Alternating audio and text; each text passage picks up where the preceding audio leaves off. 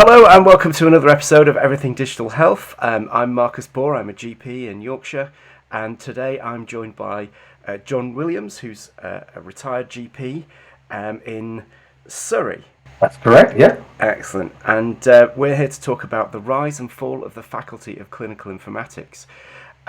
John was a key figure in the formation of the Faculty of Clinical Informatics and has some recollections from the period throughout its development as it was being created, some of the history behind it, and also how it came to become dissolved as an organisation.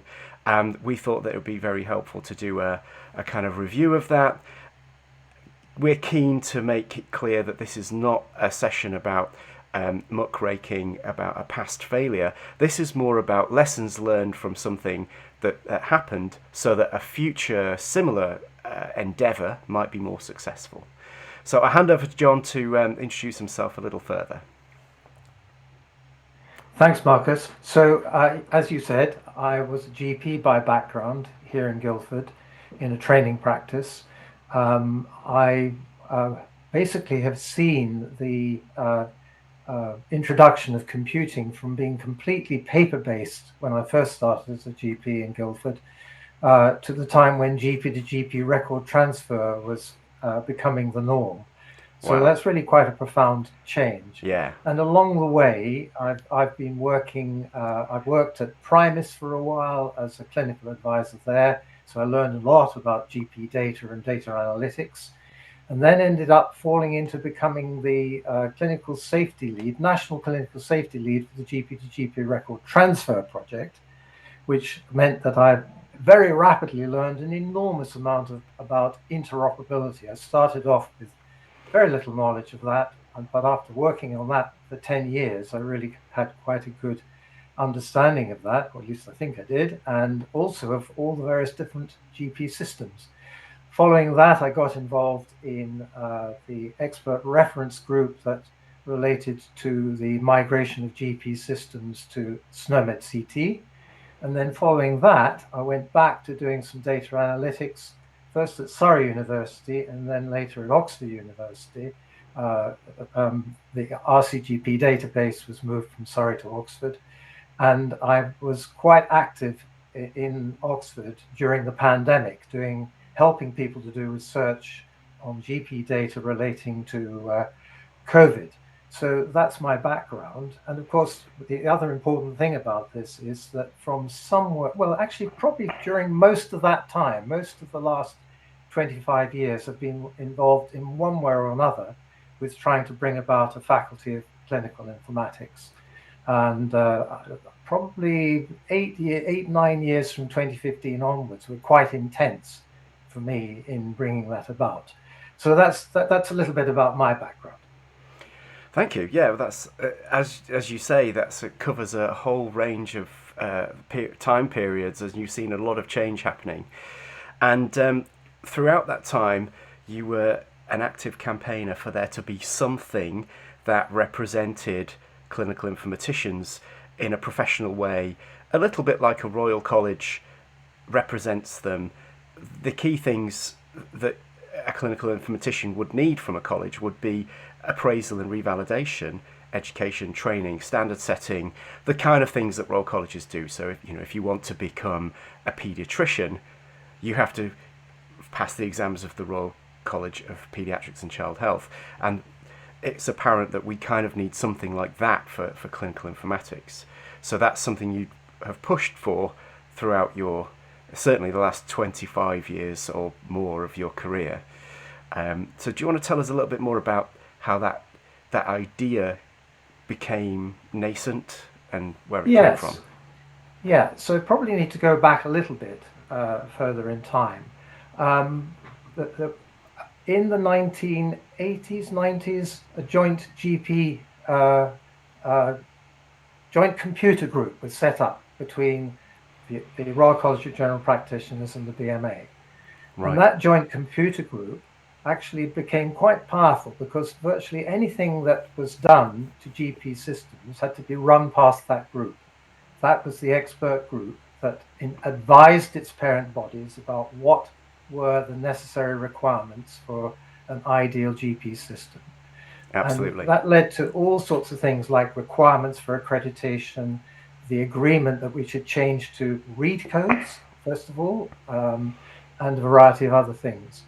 And interestingly enough, the RCGP team tended to be the bit that became most interested in the detail of these things, and were interested in making it evidence-based and a little bit more academic than just tinkering around with doing a little bit of coding here and there late at night, which is what a lot of us actually did do.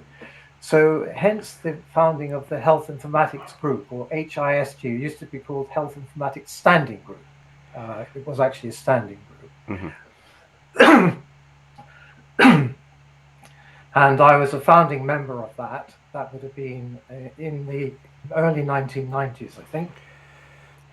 And that group, what we wanted to do all the time was to encourage more people to join. We wanted to make sure that younger people would be coming in.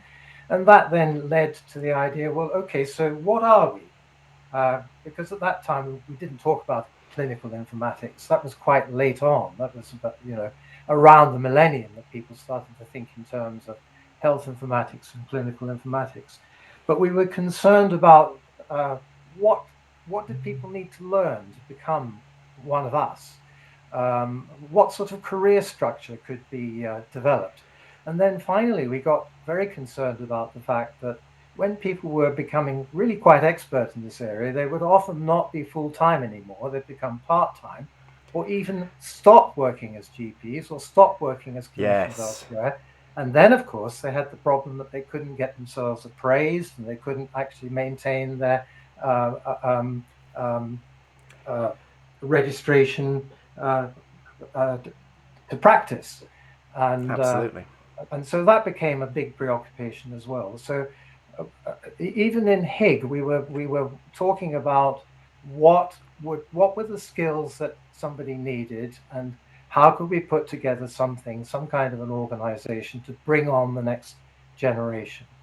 That eventually led to a group being set up under the auspices of what was called ASIG, the Academy of Colleges Information Group, which was funded by the NHS Information Authority. This is around the time of the millennium. And one of the things that group did, and that group actually was represented by a number of colleges. And there were 4 colleges in particular that were active there. The RCP, the RCGP, I think it was the Royal College of Surgeons, and I think it was probably the Royal College of Psychiatrists as well. Anyway, that group of colleges were very interested in setting up a faculty of what was then going to be called Faculty of Medical Informatics. And what sort of things did it want to do? It wanted to produce a home for people who wanted to develop an interest in this, and a place where they could liaise and work together. They wanted to be setting high professional standards, all the things that you've just been talking about. And in particular, they wanted to sort out this problem about maintaining license to practice. Absolutely, and they got to the point where in 2003, they were hoping to be able to incorporate a faculty later in that year, with 4 colleges, Royal Colleges as sponsors, and one of which was going to provide premises. There was no mention of any funding from government at this stage. It was all going to be funded out of subs from members, which were going to be a little bit eye-watering as it happened. So that was all going ahead. But then what happened was there was a major change, as always happened, organizational change. NHSIA disappeared, the funding for ASIG disappeared, so this whole thing just evaporated. And then we got into NP-FIT, and NP-FIT was not exactly a very friendly place for people who wanted to set up things like faculties of clinical informatics. So we were then into a long interregnum. But let me pause there to see if you want to make any comment. Well, I think the salutary lesson there is do not hitch your wagon to NHS organisations, because we have a very regular cycle of what a good friend of mine calls NHS re-disorganisations. Yeah. And I love that term because it feels like we never get time to get organised, and then there's another reshuffle. And because of this regular cadence, any organisation or anything that you set up that has that is too tightly coupled to one of these organisations for its fortunes, whether it requires funding for it or it requires the assent of that organisation, it'll just be destroyed. And it's the collateral wastage. And it makes me sad to think of the amount of professional effort and time that's gone into writing documents, in making plans and strategies and reports for organisations that have been wiped off the face of the earth by this churn. Another good friend of mine, Joe McDonald, calls it the NHS lava lamp, because they're just blobs floating around, and sometimes they'll merge, and then they'll be split into separate different organisations, and they'll just cycle down, and then they'll merge again. And if you look at it over a 20 or 30 year period, it is like watching a lava lamp of organisations blobbing about. And I'm going to get a lava lamp for my background here, so that I can, all the time we must be thinking, how will the lava lamp affect us in the future? Indeed. So anyway, from out of that, this gives some idea as to why it was a faculty, right? Because it was going to be a faculty of a Royal College. Yeah. Whichever one was going to be providing the space. And it was also initially a medical faculty. So Faculty of Medical Informatics, related very strongly to the Academy of Medical Royal Colleges. So the implication being there, medical as in doctors only. Exactly so. Anyway, roll on. We now get past NP Fit. Let's not say too much about that. And we're now in 2015. And in 2015, the incoming chair of the Royal College of General Practitioners had a role during NP Fit of trying to promote clinical safety assurance, and did a very good job with that, and was acutely aware of the fact that there needed to be more clinical informaticians around who could carry out that role, and lots of other roles as well. So at that point, from the incoming chair of RCGP came the invite to several of us in the HIG, Health Informatics Group, to see what we could do to set up a Faculty of Medical Informatics, i.e. to pick up what was lost back in 2003 and see what we could do about it. So what used to happen at that time was that chairs of the college could hold dinners at the RCGP and invite people there who were influential and who might have something useful to say and could actually get things done. So they could all sit around the table and discuss exactly how to get something to happen. So on April Fool's Day of 2015, we all sat down to a dinner. And it was actually a really interesting dinner, because one of our number, who were promoting the idea of a medical faculty, was very strong on the idea that what we needed to do was to create a subspecialty of clinical informatics. What those experts told us very loudly and very clearly was, do not attempt to create the subspecialty of medical informatics. And in fact, don't try and create a specialty at all. Don't do that. It won't work. It's not what the GMC works. We've got far better ideas. And by the way, yes, we love the idea that there should be a faculty of informatics. You should go away and set up a steering group and see if that's feasible. And if it is feasible, work out how to do it and get on with it, because we think this is a really important thing.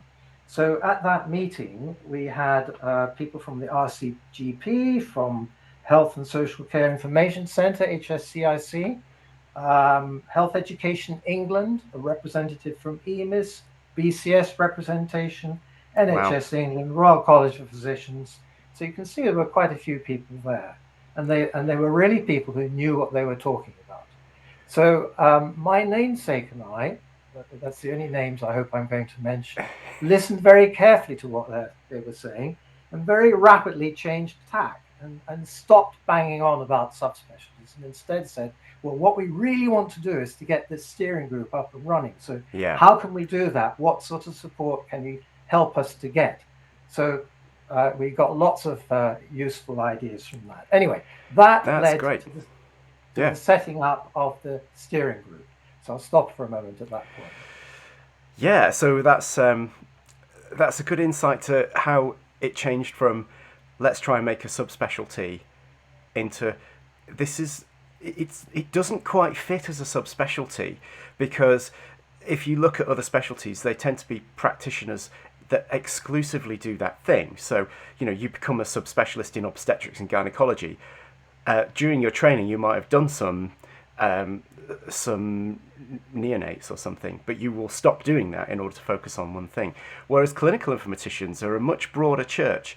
We've got doctors and we've got nurses and we've got allied health professionals and we've got midwives, all doing this across their respective specialties. So you don't necessarily stop being a pathologist in order to be a clinical informatician as well.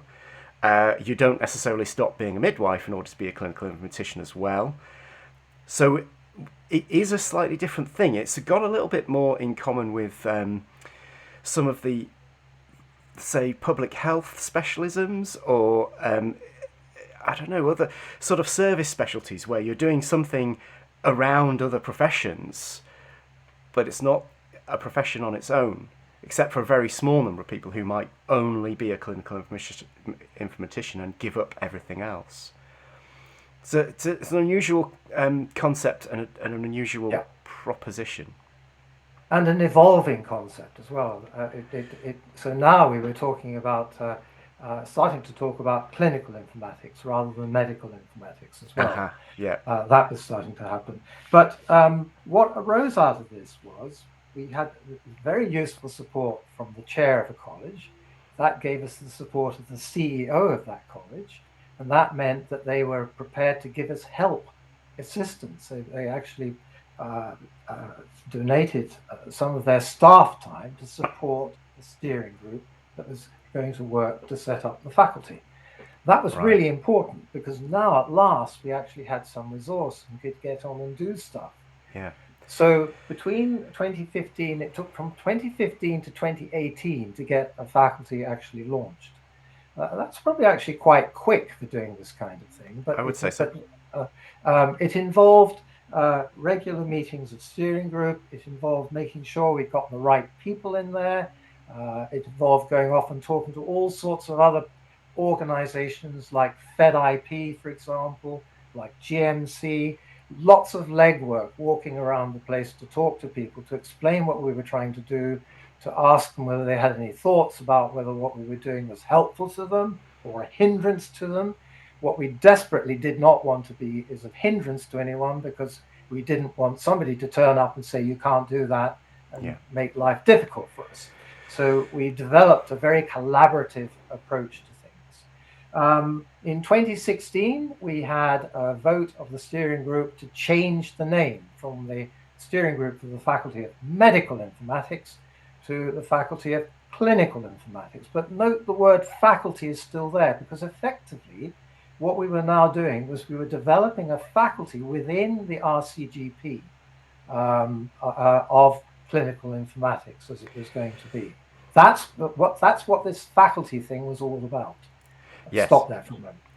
Yeah, well, that is how a lot of proto-Royal Colleges form, is they start off as a faculty. So I was an anaesthetist back a long time ago, and that used to be a faculty of the Royal College of Surgeons. So it was a subspecialty within surgery at one point, when the least talented surgeon got to pass the gas, as it were, back in, say, 1925 or something like that.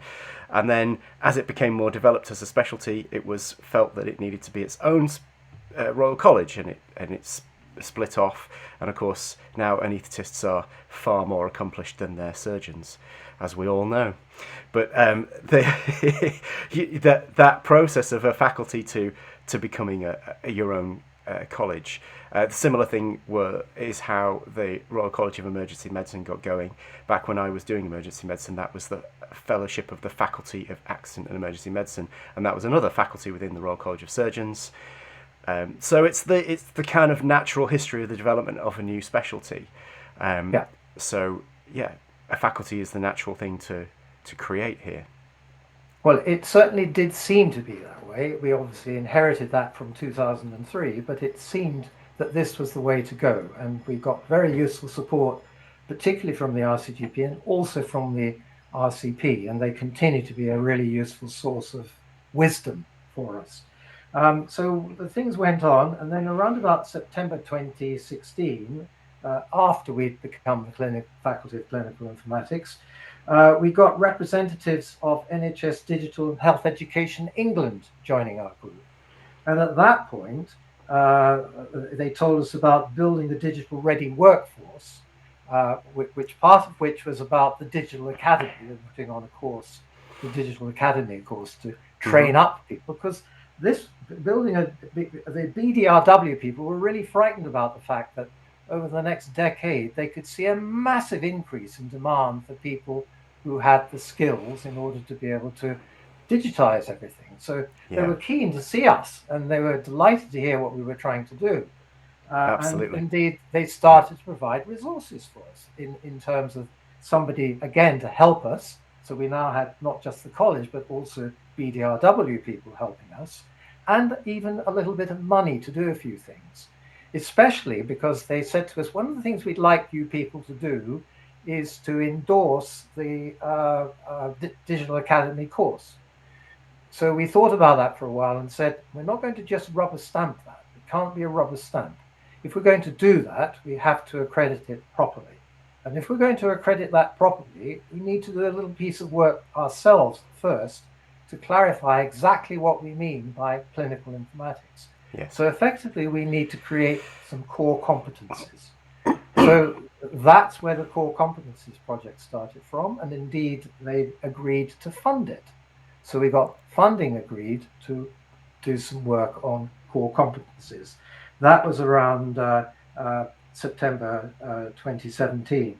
And by the time we got to the end of 2016, and by the time we got to early 2017, we now felt we'd got everything organized and we knew exactly how to set up a faculty. So when we got to March 2017, we switched from being a steering group to becoming a shadow board.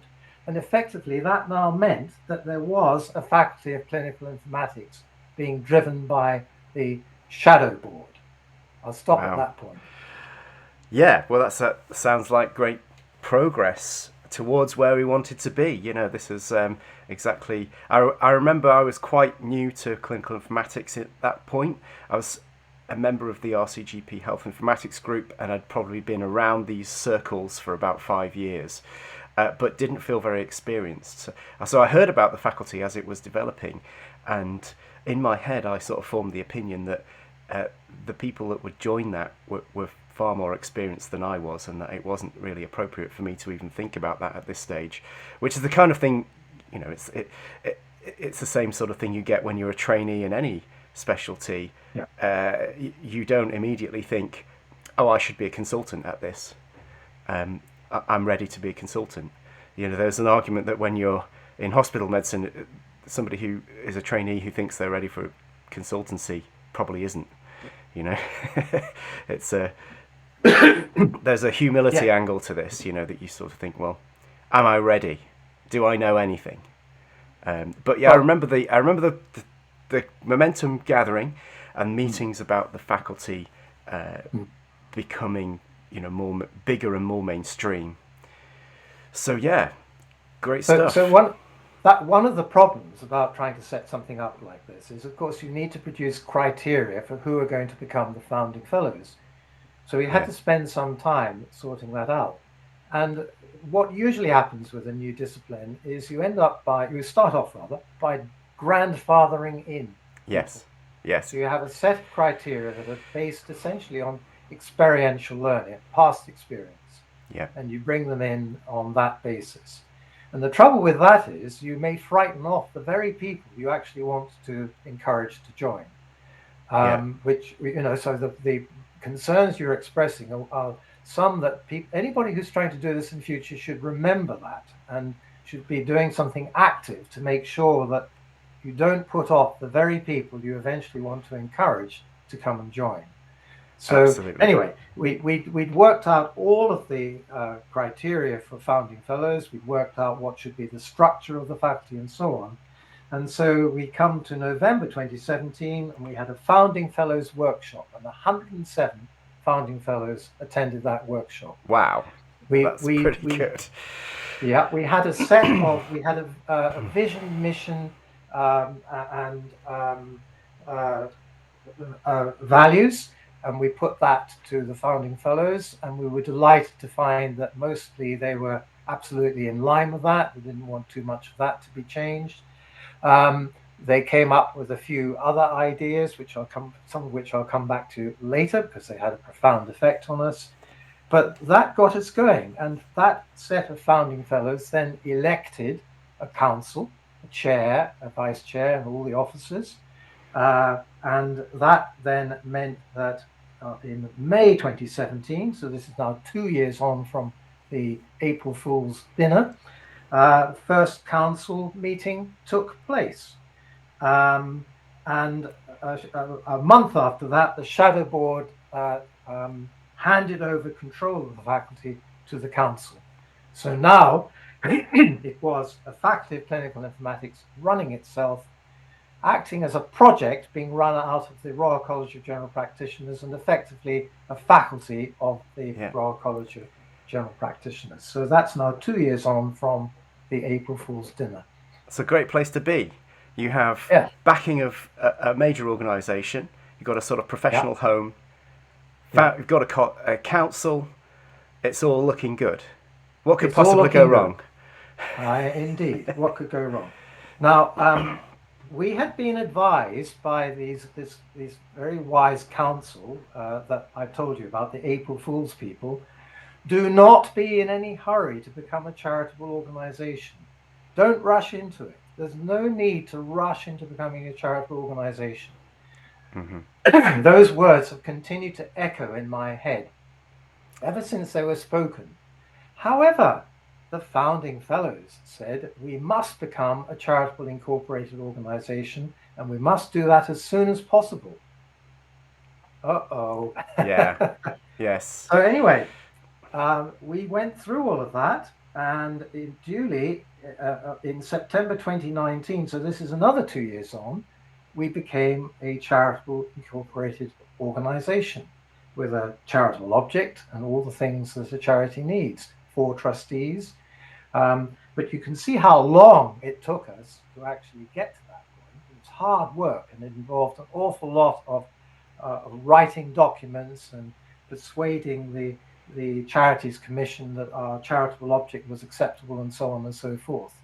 I say this to warn anybody who's thinking of going this route. It's not easy to open up a new charitable incorporated organisation. No. And I would question any startup, why would you want to do that anyway? I would agree. I've run some community interest companies before now, and they are much lighter in terms of their constitution. Yeah. Charities come with some statutory obligations, and you have to have trustees, and you have to be registered with the Charities Commission. And I think all of that adds layers of additional overhead of time-consuming admin stuff that can be a distraction when you're just trying to get simple stuff done. And I think the purpose of this charitable or community interest or non-profit structure, if you think about what you're trying to achieve, you just want to make sure that you can do something with a mission that's essentially non-profit, and that there's no directors or shareholders that can run off with the cash. And you get that protection from a company limited by guarantee, and possibly a CIC, which is just an additional bit of paper layered on top of a company limited by guarantee. That's enough, really. Having a charitable organisation on top of that adds a huge overhead, but doesn't necessarily give you any additional benefits in terms of protection of the cash in the organisation. But it does mean that you've now got to ask the trustees if you want to wipe your nose. Exactly. There are all sorts of other implications, Yeah. which we might come to in a moment. The thing that this did, of course, it made us a legal entity. Yeah. That could have been achieved by a kick or in other ways, as you've just said. Yeah. So we were now a legal entity, and we now had our own bank account. Yes. And actually, the RCGP was quite pleased, because they actually didn't really want us to continue for too much longer as a project under their auspices, because there was something of an overhead to them. So anyway, now what I'm going to do, if I may, Marcus, is I'm going to go forward to another, a year or so ahead, no, 3 years ahead, to 2022, early 2022. Mm-hmm. So the faculty has been running now really quite well for the last 3 years or so. Yeah. And when you look at 2022, you find then that despite the COVID pandemic, the membership of the faculty had grown tenfold during that time. Tenfold. It was now over 1,000 members and still climbing. And it was starting to provide services for its members, such as annual conferences, webinars, help with appraisals and revalidation. We solved the problem about how you keep your license to practice. I'm not saying we solved it 100%, but we found a mechanism. We went to the GMC and talked to them, and we developed with them a mechanism to sort that out. Excellent. We'd started considering the role of the CCIO. We'd looked in detail at professionalism, and we'd taken on a learning manager. We were about to start to produce bite-sized learning to support continuing professional development.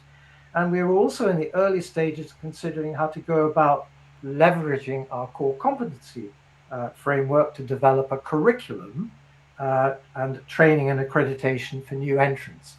So in other words, not only were we thinking about how we could support CPD, but also how we could bring in new entrants. So all of this probably rings bells, because this is exactly what a group of us have been trying to do for ages and ages. We were starting to do it. Yeah, we also joined a number of frameworks to become eligible to be commissioned to carry out consultancy work. Yes. Because around this time, the RCP was closing down its health informatics unit, which was the unit that got asked to do these things. And we had taken on staff that had been dropped by them into the faculty, and were starting to pick up that role. And we did some very successful pieces of work, which of course were starting to earn income. We were also starting to produce position papers. And I think you would agree that during that period, we'd adopted a pretty prudent approach to our finances. So for example, I've got a little graph here that shows me that if you look at the average monthly expenditure for 2020, it was something like 14,000 per month. Mm-hmm. In 2021, it was something like 28,000 a month. And in early 2022, it was, I think, 34,000, something like that. But that was with staff, including a learning consultant to help us to develop things. Well, I remember that period.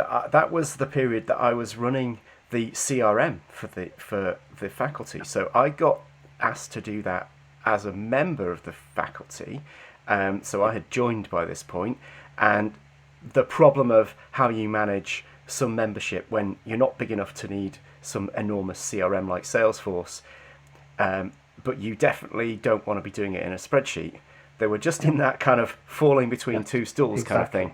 And so I found something that was free and open source called Odoo, which was previously called OpenERP.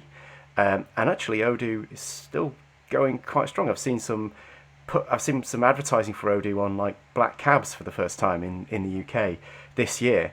And it was a simple self-hostable community relationship management platform or customer relationship management platform.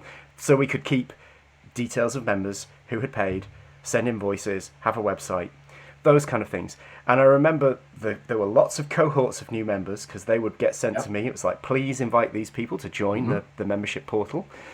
And there was an expansion in membership, and there was also an expansion in staff numbers throughout that period. I think 2022 being the peak of it.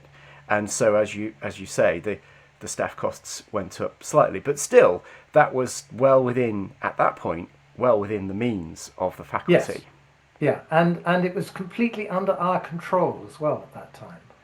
So now I'm going to digress slightly because this led to an interesting discussion with HEE and NHSD. Throughout the whole of that period, we'd worked very hard to develop very good relations with them. They trusted us and we trusted them. They knew that if we said we were going to do something, we wouldn't overpromise things. And we went to them and said, look, it's great that you're supporting us, but we keep having to come back and spend ages negotiating with you for the next tranche of funding. That's wasting a lot of time and resource that we could be using on developing training and teaching materials. We would like to find some way of avoiding that. And Absolutely. The message that came back from HE and NHSD was, well, it's interesting you should say that because we are fearful about the fact that we can see this massive increase in demand for people with the kinds of skills that we're trying to promote through the digital academy and the kinds of skills that it sounds like you in the faculty are trying to produce. So, but you're doing it too slowly. So they were saying to us, you're doing it too slowly. So they said to us, why don't you go away and work out a grand plan about how you could actually do this more quickly on a grander scale, bring it back to us, costed, and we'll see what we can do. Now, we were very clear that there was absolutely no promise there of any funding, no promise that there would ever be any funding for that, but the idea was there. If we came back with a really good plan, they would see what they could do to actually support that, because it was in their interests to do that.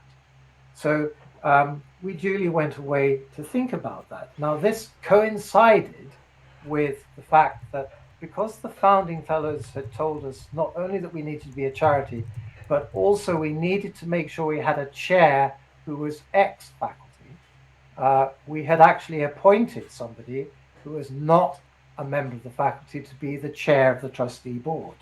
This is somebody who had very good credentials, particularly good credentials in attracting funding from disparate sources, which is exactly what we wanted.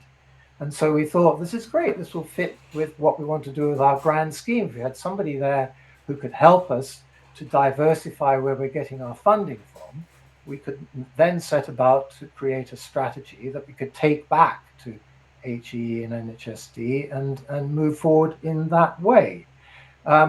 She insisted, I'm not going to name any names, that we insisted, she strongly recommended, perhaps is a better way of putting it, that we should take on a chief executive officer. And we thought about that quite a long time because we realized that was going to cost us a lot of money. But the case that we were given was very strong. This was something that the chair of the trustee board felt very strongly about and thought we really do need to do this if we're going to move forward and achieve our charitable object. So eventually we agreed that, yes, okay, we'll do this. So it was the chair who went away and wrote the contract for the CEO, mostly without very much consultation with the trustee board. That seemed to be okay because it was something that she'd done many times before. But in retrospect, it was an error. We should not have done that. The trustee board should have been all over that and looking at it very, very carefully. So anyway, that led to the CEO being appointed in early May at a considerable cost. Now, unfortunately, there were also some really serious environmental problems going on, of course. We'd already been through the pandemic. That hadn't done us any great harm, but it had done an enormous amount of harm to government finances. So now there was no money anywhere. The Ukraine war did not help that. So that was another factor. And finally, we then had a certain Liz Truss government coming in, which really screwed things up. Oh God, yeah. So we then found that we were being told, we've got no money, we're sorry, we've got no money, we're not going to have any money this year, and there's no money next year. They kept saying it. They were very clear about the fact that there was no money. They couldn't have been clearer about that.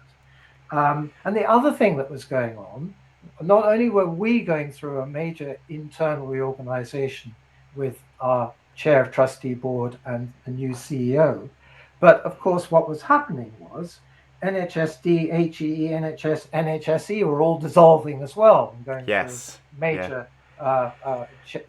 reorganization. So that close-knit relationship that we had had between the senior clinical informaticians in the faculty and those bodies disappeared.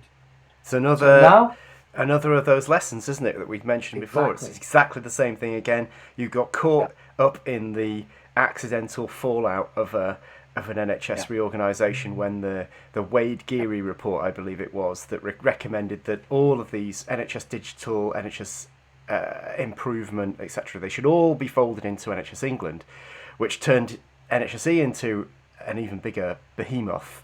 But it also meant that everybody shifts around, and I don't think you can't even overstate how disruptive that is for the people on the ground. I mean, we've done a previous episode about the current ICB shake-up that's happening, with ICBs having to shed 50% of their costs, most of which is going to come from redundancies, and people have been left completely in the dark for 9-10 months now, with no information about whether they can expect to be in this team, moved teams, have a job, not have a job, moved organisations, formed a new ICB, moved into something else. Complete chaos everywhere. NHS England currently undergoing the same thing. So this is why, I mean, it's so dangerous to be too close to any of these organisations and to rely on them for funding. I mean, FCI found out the hard way.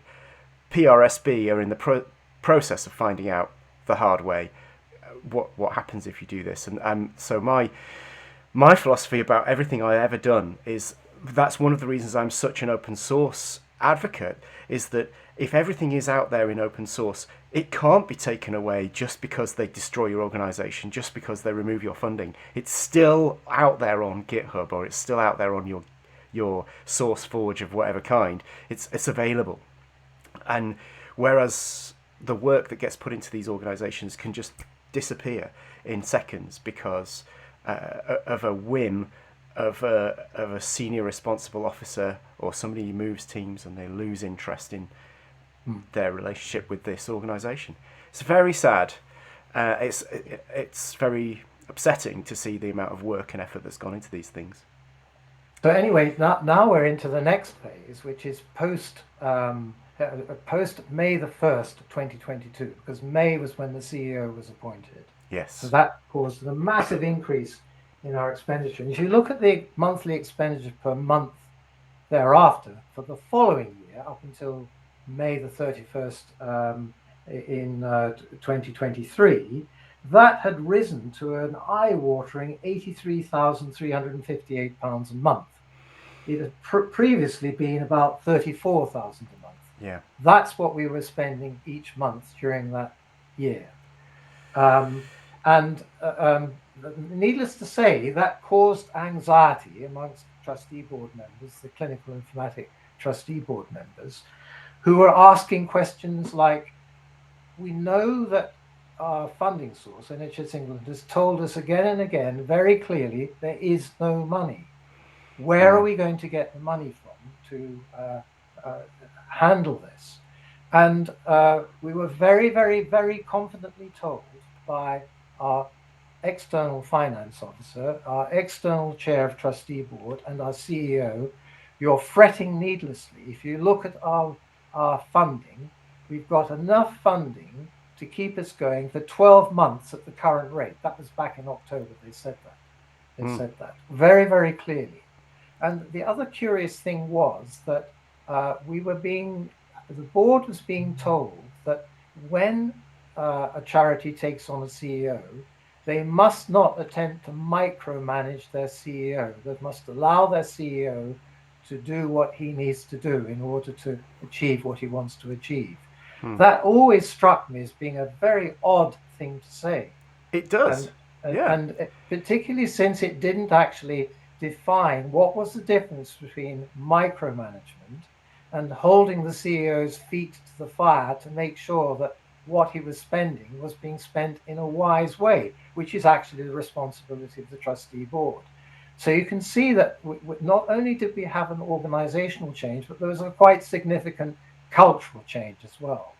And unfortunately, I think our external colleagues did not have the knowledge and experience that we had about what really goes on in the NHS and how unreliable that source of funding yes, is. yes. And on top of that, we'd taken on our chair of trustee board and our CEO in the hope that they would be expert at diversifying our funding sources, getting funds from sources other than government.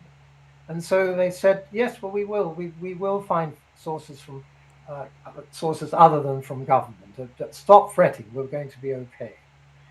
But it wasn't okay. And so what happened was that this anxiety continued. So now we've got a group of people on the trustee board and within the faculty who are really concerned about the funds, what's happening to the funds. Quite rightly. Right? Quite rightly. And actually not really being as well informed as later when we had somebody who was really quite expert at how charities should be run.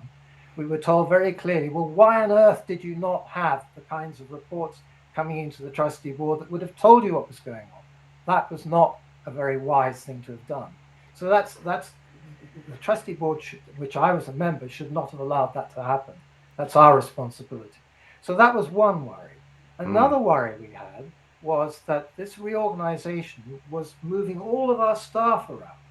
And some of the trustee board members were very concerned about how that was upsetting certain members of staff. I'm not going to go into the details of that, but there was a worry that the culture that was being imposed was not compatible with our caring kind of culture about our staff. So there was another faction that was worried about that and unhappy about the way that was all being handled. It sounds like, I mean, hearing it this way, it sounds almost like you were set up. I mean, it almost feels like a confidence trick. It's sort of, we want you to have a CEO. It's going to be a highly paid job, and it's going to be occupied by somebody from the peculiar class of people who get to be CEOs, even though they know nothing about the organisation and what it does, and they can't really offer anything apart from figurehead activity. And you were also told, hands off, don't micromanage. You're not allowed to tell them that they're doing it wrong. I mean, that's almost like you could have ended up with Donald Trump in charge, almost. Well, I'm describing these things deliberately, not trying to be judgmental about it. I mean, you can make those comments. Other people can make other comments. I'm just describing what happened. Okay? Absolutely. I think you're right to keep that dispassionate view. Right. But yes, a conspiracy. There were conspiracies running. This is one of the problems we had. So there was a third really important problem going on. When we first set up the charity, one of the things we learned when we went for our training was you need to have a very clear scheme of delegation.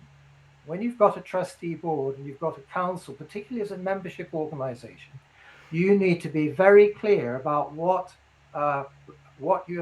responsibilities you are delegating to council, and you've got to be very careful. You still actually remain ultimately responsible for everything they do, but you've got to be very careful to not mess up what they're trying to do. So, in other words, this is a little bit like the micromanagement bit. If you appoint a CEO, you should have a really clear scheme of delegation that says what is and is not the CEO's job. Yes. Right. So when we first set up the faculty, we had a really clear scheme of delegation for council. And if you talk to people who are in the faculty up until the time when we had our CEO, I think you'll find that for the most part, relations between council and trustee board worked pretty well. Yeah. with other subgroups as well. Mainly because we all talked to each other and we all met up and there was open dialogue and we had a sense of openness. People could say what they wanted. There was no worry about, am I allowed to say that? Should I be careful about what I say, kind of thing. So unfortunately, when the CEO's contract was put in place, as far as the trustee board chair was concerned, that actually described what powers had been delegated to the CEO. Okay, that might be okay, but what I noticed is when I go back into the records, at the time when we were appointing the CEO, we were advised by an external group. Before you appoint your CEO, make sure you have sorted out very carefully the interrelationships between trustee board, CEO, council, and other parts of your organization. That advice was ignored. Nothing was done to the scheme of delegation. So what did that mean? What that meant was the chair of council, I remember I was the chair of council for a time, so I could see what was going on.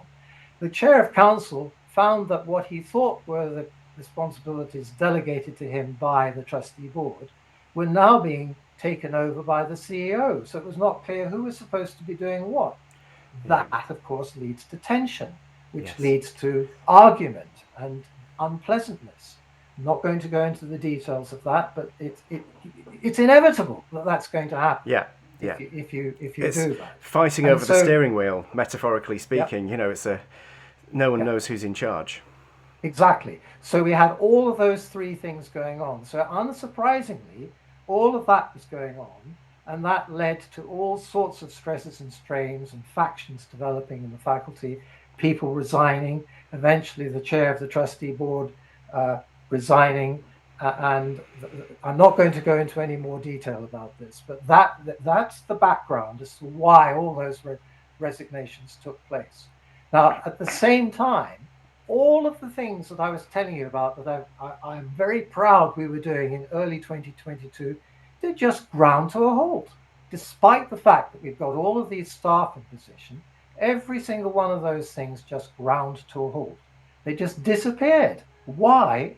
I still can't quite understand, but they all stopped.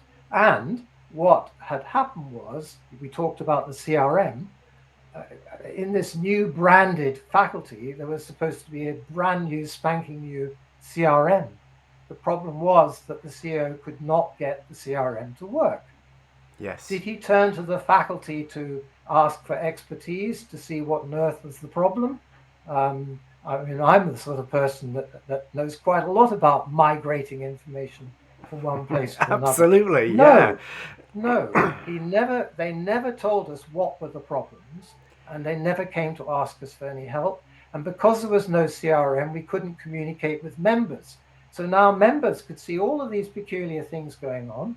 They were aware of services gradually declining, and nobody was telling them what was going on, despite the fact that one or two people on the trustee board, myself being one, were jumping up and down saying, we need to tell the membership what's going on. We need to be open and transparent. Oh, but if we do that, we'll upset them. And anyway, we can't do it because we haven't got a CRM. And so, but they'll be upset even more if you don't tell them. And eventually they find out what's really been going on. So this went on for quite a while, still with these very confident, highly confident experts telling us, and I'm not meaning to be rude about that because they were experts, telling us, do not fret, we've got enough money to keep us going. Until suddenly, in early in the new year of 2023, suddenly that changed, and they said, "Oh no, we're going to run out of money. We're going to have to reverse everything and stop everything." But by that stage, things were getting really bad because now there were all sorts of conspiracies running. Some of them based on there was some factual stuff that. How can I say, the conspiracies were not just smoke without fire. There was a fire going on, but I think some of the conspiracies were perhaps a little over-egged. But nevertheless, we now had factions with all sorts of beliefs about things, and a lot of dissatisfaction building up in the membership. And that's what eventually led to the extraordinary general meeting being Yes. called, for very good reason, because I've told you about how that mean monthly expenditure went up. We didn't know early in 2023, but by the time of the EGM, it was becoming clear that actually between the 1st of May 2022 and the 31st of May 2023, we'd burned through £1,083,659 Wow. in that space of time. And what have we got to show for that? Actually, nothing. We'd lost all the services that we were building up. So of course, the membership, as they started to learn about things, were going to be rather dissatisfied. So of course, we ended up with an EGM. Let me stop at that point and take a breather. Yeah. Well, there's a lot going on there, isn't there? But I think it's apparent that by the time we got to the EGM period, it was already game over. I don't think there was anything that could have been done to turn the supertanker around at that stage. But a year before that, as you were talking about, that's when the rot set in. Just overspending. Overspending on staff, overspending on specific members of staff who were on very high salaries, premises, CRM replatforms and things. Everything, it was kind of as if there was a big effort to show that the faculty was a bigger entity than it really was, when in fact it was a very successful small entity. I think that's what you can't argue, is that from its inception till about 2022, it had been functioning as a really tiny, very humble entity that said, we don't have many staff, but look, we can punch above our weight. We haven't got Salesforce or a big flashy CRM. No, we've got one of the members quietly hand cranking an Odoo instance, which is doing everything we need it to do. We've got a forum. I mean, you were at the time you were using the digital health networks as a faculty communication network, and that was working great because that was also giving you access to a whole load of people who would see the activity in there and say, I think I should join this faculty thing. So it was like a free advertising. There was so much done right when it was all done in a small scale and by people who cared about the faculty for its own sake and who knew about clinical informatics and cared about clinical informatics for its own sake. And as soon as you expand that out to sort of business types who, without being too rude, they don't have the same sense of investment in clinical informatics. If they were being paid to be the CEO of a company that made widgets in a factory, they'd be quite happy with that as well. It wouldn't matter to them that it wasn't clinical informatics. So, there's an element where some people have got skin in the game, others are just doing it because there's money on offer.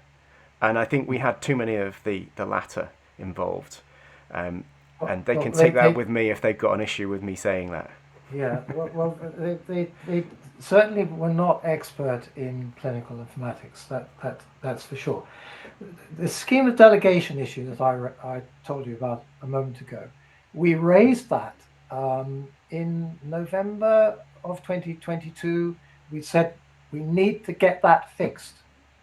Okay, it's impossible for council and the chair of council to work properly unless that's fixed. We need to get it fixed. Was it fixed? No, it didn't happen. I don't know why it didn't happen, but it didn't happen. So we continued to lose people because they resigned and so on.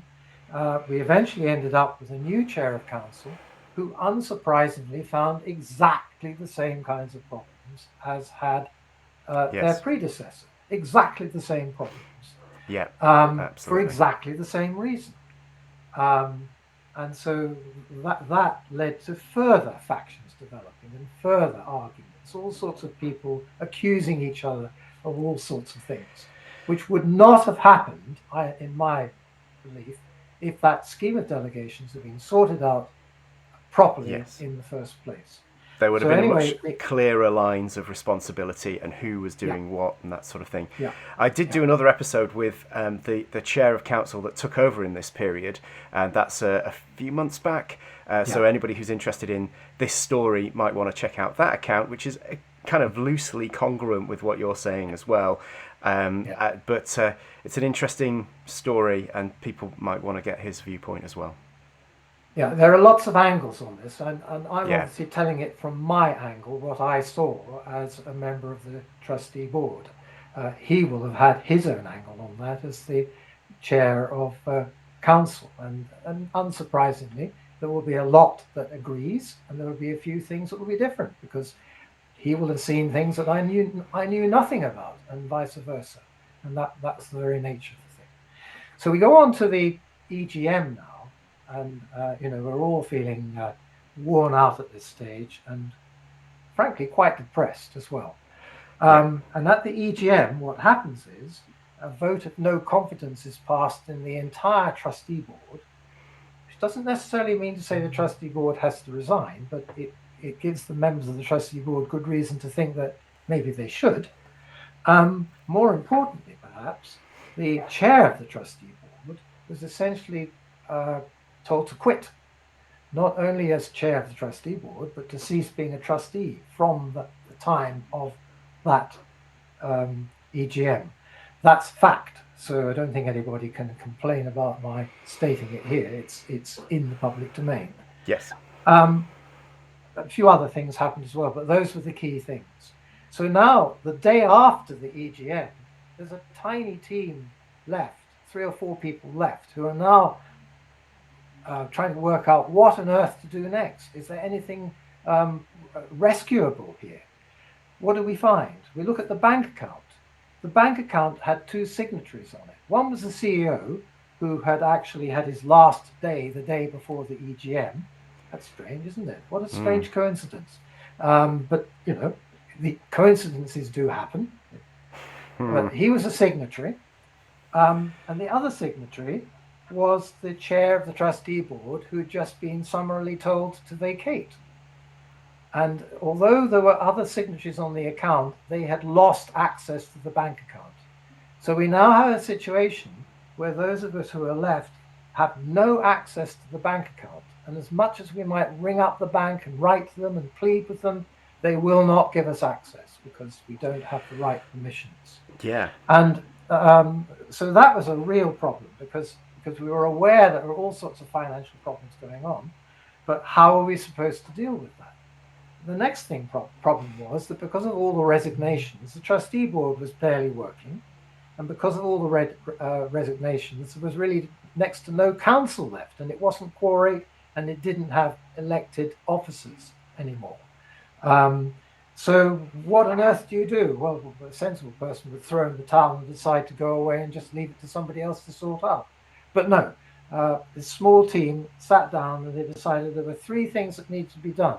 Urgently, we needed to find somebody who could act as a proper finance officer, get our finances under control, and get the bank account back. We also needed urgently to set up adverts for new trustees, so we could get a working trustee board in place again. And we also said we also need to work to set up council elections in that order of priority. Number 1 priority, get the finances under control. Number 2 priority, get the trustee board back, because we're now breaking all sorts of charitable organization governances. It's illegal for a charity to have its bank account run by external people. That's illegal. So we have to do something about that. Needless to say, the people who are in those positions are not necessarily particularly disposed to help us. Why would they be? It's natural, isn't it, that they're not going to feel particularly benign towards us in view of everything that's happened. That's true. Yes. So, and the other thing that happened was, as we went through things, we found more and more problems. Governance problems, financial problems, some of them stretching back for months. These weren't things that had just developed since the EGM. These are things that have been going on for months. So we did find a finance officer. This is a finance officer who was really quite expert in dealing with charities, because they had been through a collapsing charity before. So they knew exactly how to liaise with the Charities Commission. They knew exactly how to go to the National Council for Voluntary Organisations to get their advice. That was a real lifesaver Yeah. We did eventually get a new trustee board in place. We did eventually get the bank account back under our control. God, that was a real fight to do that. We never got the council elections underway because once we'd got the trustee board in place and our finance advisor and advice from the NCDO, it was quite clear to us we'd got massive governance problems, we'd got massive finance problems, and we'd still got factions in the faculty, all um, pulling in different directions. So the National Council for Voluntary Organisations said, come on, admit it, you're dead in the water. You just need to close the thing down. And to do them credit, the trustee board, I was not on the trustee board by this stage. I stood down. I felt that I needed to, because of that vote of no confidence, I didn't feel I should be on that board. That's one thing. Yes. And two, quite frankly, I was utterly exhausted. I'd had enough, as had so many other people. But Absolutely. to do them credit, that trustee board with the finance officer, I actually did provide them with a little bit of help where they needed it. They managed to pull everything together and to close the faculty down in an orderly fashion without becoming insolvent. And all of the remaining resources, a small amount of funding, and the various documents that still remained were transferred in an orderly fashion across to the BCS. So I've got the entire bank account, and I can see what's happened all the way from the 50,000 that came in from the RCGP on when was it? I can't remember what date it was. Sometime in January 2020, all the way up to some date in July 2024, I think it was, when the last £914 went out to the BCS. Yeah.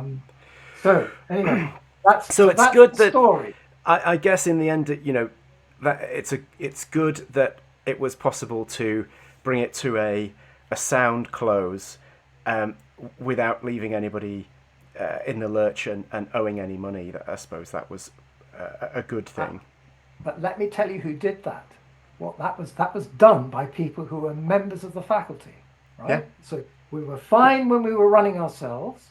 We went through this period when we got through £1,083,000 in a year and were bust. They all disappeared for various reasons, different reasons. And then we got ourselves back under control and we managed to bring the ship in without it sinking. There's a Yeah. lesson in that too, I think.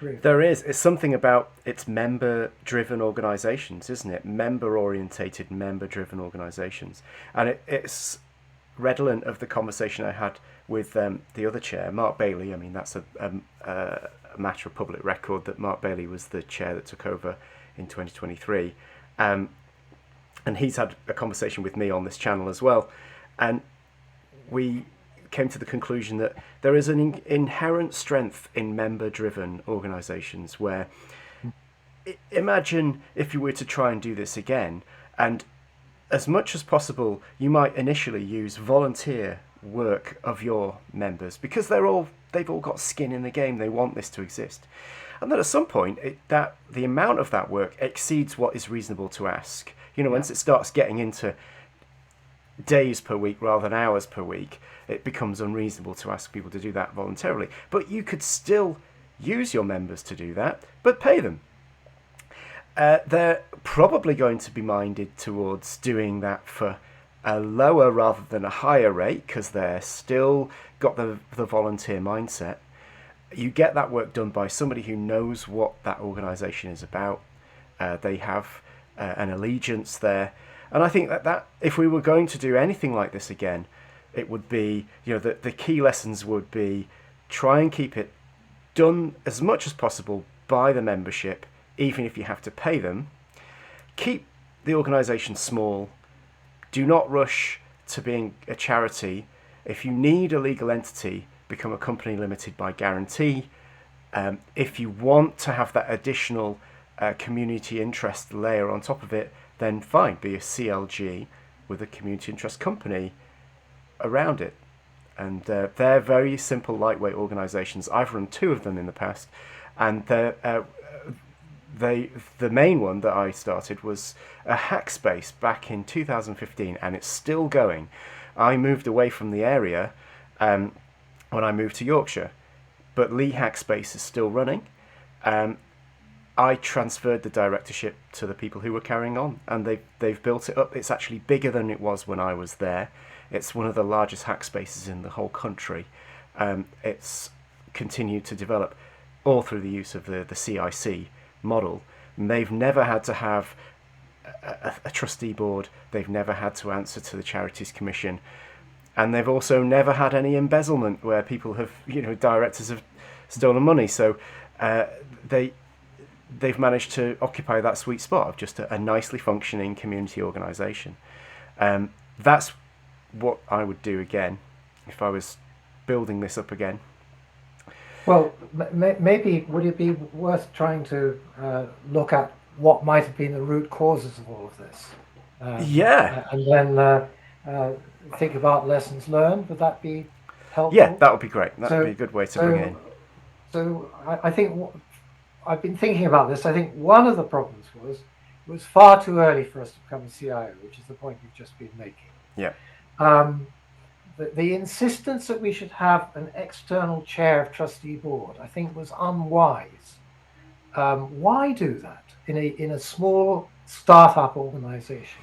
Absolutely, you want people who really understand, who've got skin in the game, and really understand what it's all about, and know the broad context of it, and know how reliable and unreliable are various sources of funds and resources and so on.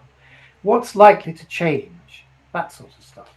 Yeah. So I would say to anybody, please don't do that. Don't do that. Keep control. Keep control. We had an internal organization that was needlessly complicated for a small organization.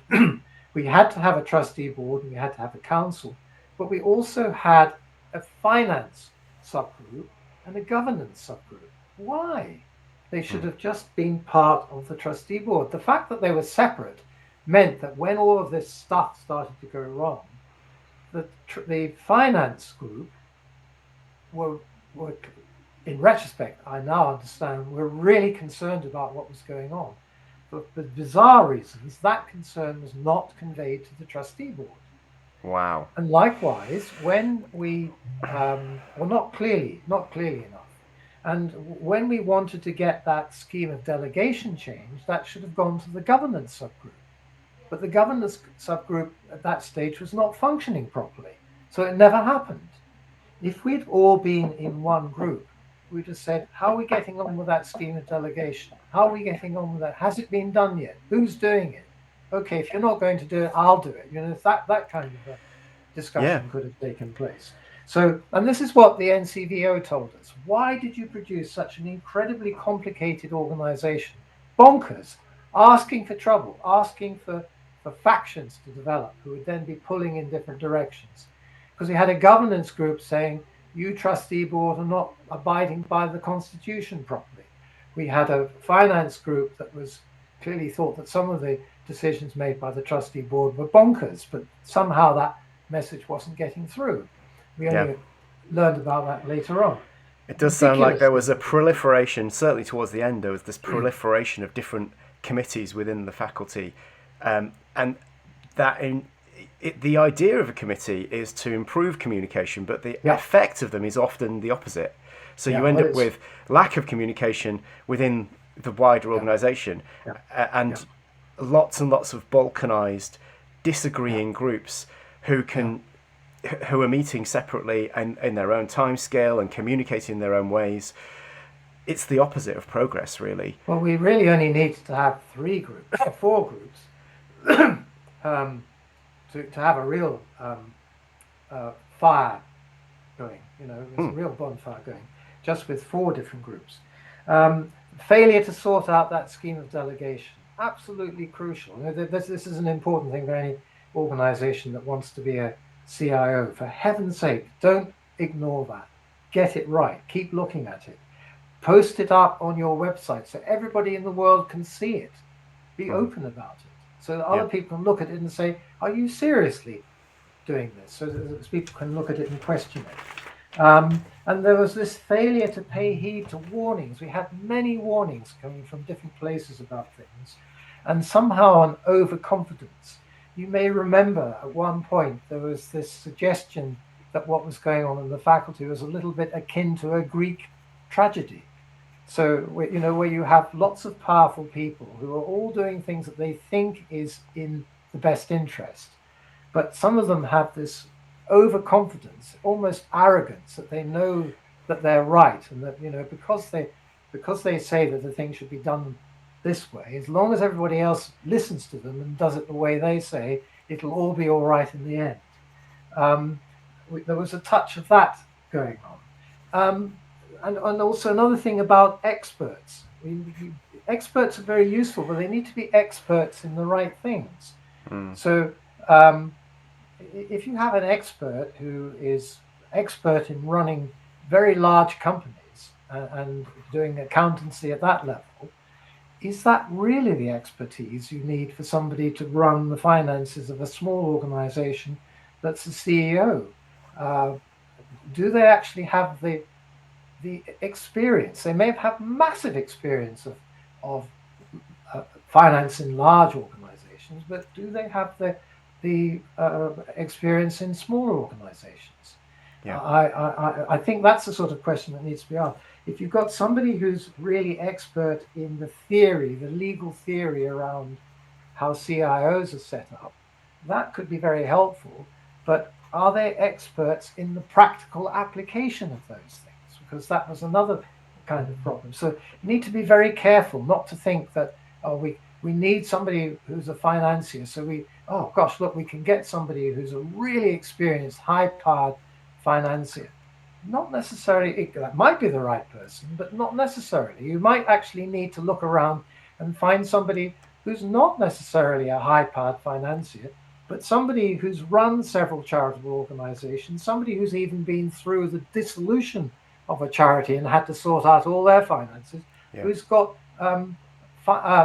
experience, real-world practical experience up to there. That's the sort of person that you need. I think that you've sadly stumbled upon a caveat of high-powered anything, and I'm very skeptical when I hear high-powered anything, any word after high-powered, because what I hear is a delegation addict, and these people have got to a pinnacle of achievement in whatever sphere they're in, often through delegation to an army of people that they assume to be below them doing all the actual work. They just take all the credit at the top. And you can see this throughout the business world. Almost any successful, super successful billionaire type businessman is just a delegation addict.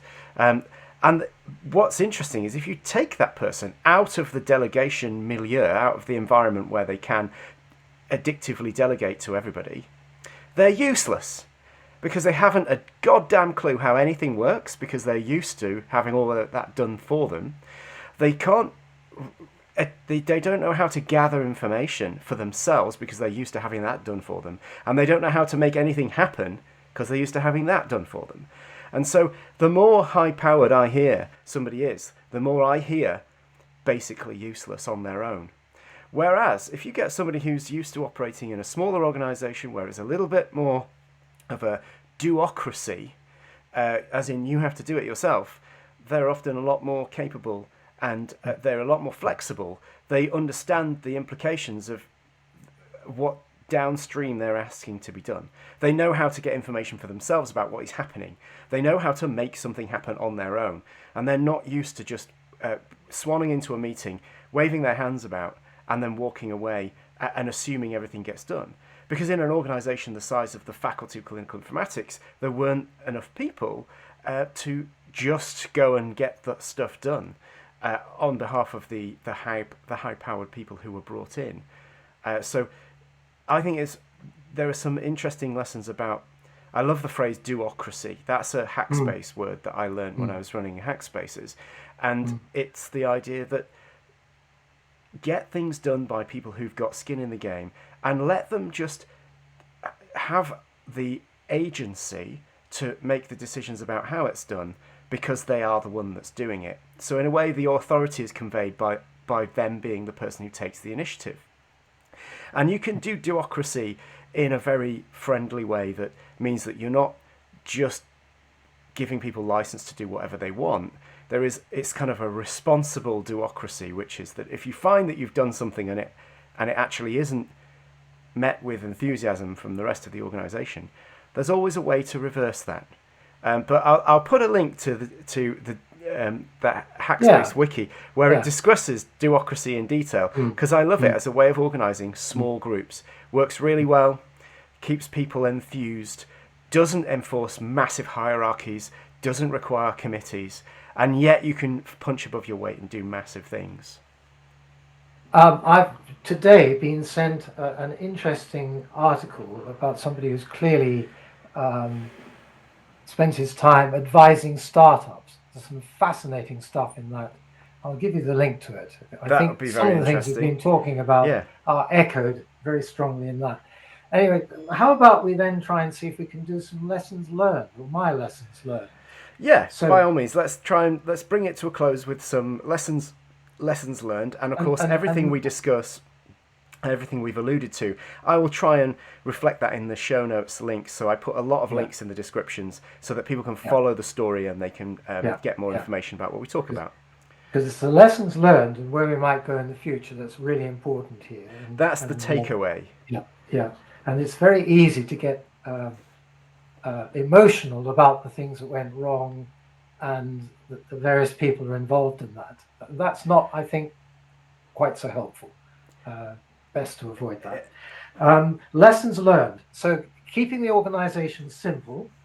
Don't produce subgroups of experts. Keep them all inside the tent so that there's dialogue going on, interpersonal dialogue going on. That I think would be one. I think it's important for a small organization professional organization to maintain professional control of the organization at all times. Don't cede this to outsiders. Don't ever cede it to outsiders. Yes, have outsiders come in and help, but don't cede the control to outsiders. Beware of the complexities of the charitable incorporated organization. I think a kick might have been far better for us in this case, but we've said that several times already. Avoid dependence on a single source of finance. Now, that's very difficult to achieve, but especially if it's the NHS or governmental. But there are other sources of funding, and I suspect we just haven't looked hard enough and in the right way to find out how to tap those. Yeah. So that's something that any future organization would need to think about. I also think that it may be very sensible always to have some kind of a minimum viable organization in mind. So if the black swan swims along, what do you need to maintain as a minimum viable organization that can virtually run on the smell of an oily rag or on the subscriptions coming in from members? Yes. That was something we started to think about far too late when we realized we were in trouble. So have a rescue plan that involves being a minimum viable organization, and don't let anything erode it. So if anybody's got a bright idea, we don't really need these funds to be kept, do we? We can use it to help plug this gap. Don't let that happen, because that means you're probably pretty close to needing the plan. Just don't do that. Maintain values at all time. We didn't do this. I'm really upset that we didn't do it. Openness, transparency. They went out of the window in the late autumn, winter of 22-23.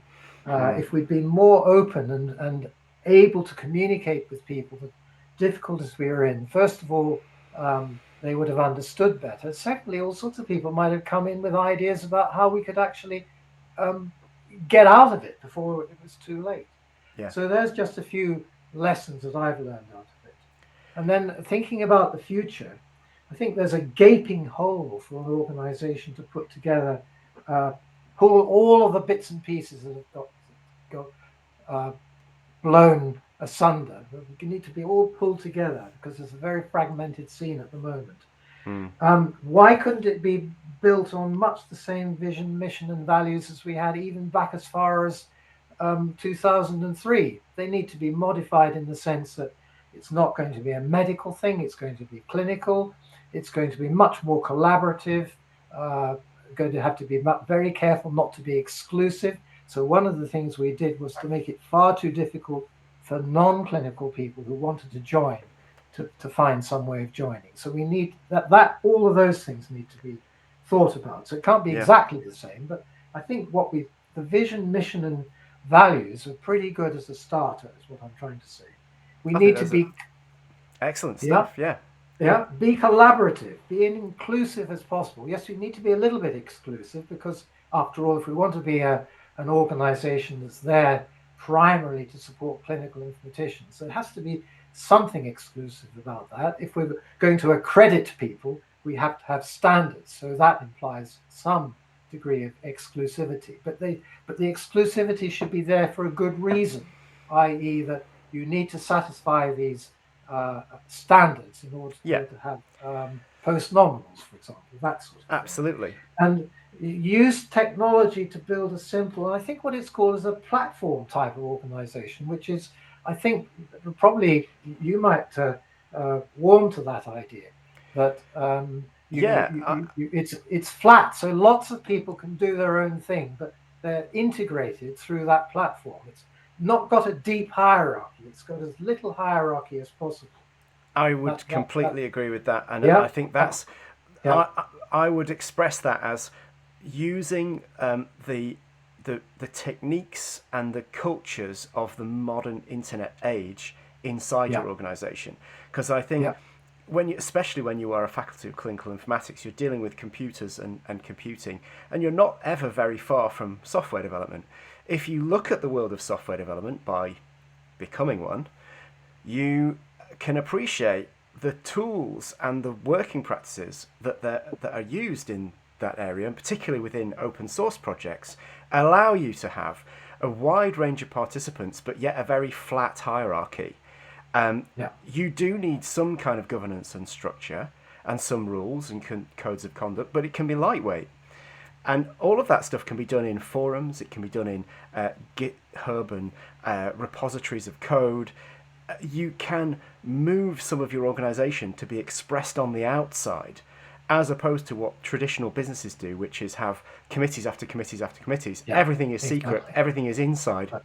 There is a hard cell wall around everything, and nothing from the inside gets outside without going through a comms pore. You know, if it hasn't gone through a transmembrane comms person, then it can't get out into the wide world. Whereas I'm much more about put it all out there on GitHub. That would allow us. Not only would that have allowed the functioning of the organisation to be a bit smoother, but all of that stuff would still be available now. So every piece of work that's ever been done would be out there and available. Not just from the faculty, but other defunct organisations. We've mentioned about a dozen just in this call that have lost important pieces of intellectual development, knowledge artifacts that were within the organisation and have just sort of died in their SharePoint. Yeah, the last thing on my list is be agile. That's the last thing on my list here. So there's something else I could come back to in a minute, but that was the last thing on my list. Well, that, again, would be supported by using more of the sort of current practice of how organisations function when they're very small open source projects and things. You can be more agile by simply not creating lots of very calcified parts of your organisation. So the more committees you have, the less agile you can be, because now you've got to ask every committee for its opinion on every decision you want to make, and they'll become upset if they haven't been asked. Whereas if you've done things in an agile way where you put the decision out there for almost as a request for comment, an RFC, and you say, this is what we'd like to do, this is your chance to contribute to that. What you can't do is sit around in a committee harumphing. If you've got a point to make, reply to the RFC. And if you've got a better way of doing things, tell us right now so we can do it better. It forces people to be a bit more forthcoming with better ideas.